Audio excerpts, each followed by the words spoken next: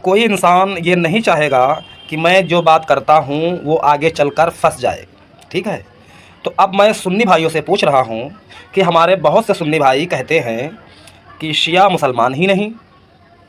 ठीक है, तो अब भारत में ही ले लीजिए, भारत के संविधान और भारतीय गवर्नमेंट के अनुसार अगर देखा जाए तो शिया मुसलमान है।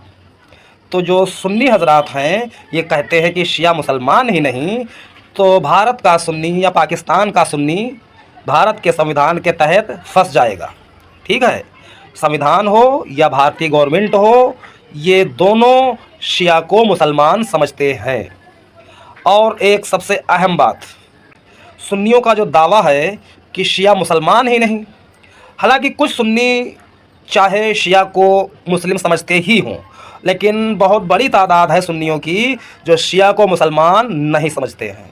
तो मैं उन लोगों से पूछना चाहता हूं कि मुसलमानों का हज कहाँ होता है? सबको मालूम है कि सऊदी अरब में होता है। तो भाई अगर शिया मुसलमान ना होते तो मक्का और मदीना हज करने कैसे जाते? हज करने तो जाते हैं। आप चाहो तो गूगल से पूछ लो, तो पता चला कि शिया मुस्लिम हज करने जाते हैं। और हज करने सिर्फ मुसलमान ही जाता है। और सऊदी अरब भी एक सुन्नी मुल्क है और बड़ा मुल्क है, काफ़ी मजबूत मुल्क है। तो भाई सऊदी अरब अगर शियों को मुसलमान ना समझता होता तो हज करने की परमिशन कैसे देता? पता ये चला कि भारत का संविधान हो या सऊदी अरब का कानून हो, ये सब शिया हजरात को मुसलमान ही समझते हैं, इसलिए हज करने की इजाज़त देते हैं। तो जो मुस्लिम कहते हैं कि शिया मुसलमान नहीं हैं, ये लोग अपनी ही बातों से फंस जाएंगे।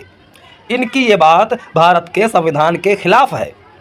अगर कोर्ट में खड़े हो जाएं तो सुन्नी हजरात अपनी इस बात का दिफा नहीं कर पाएंगे और फंस जाएंगे।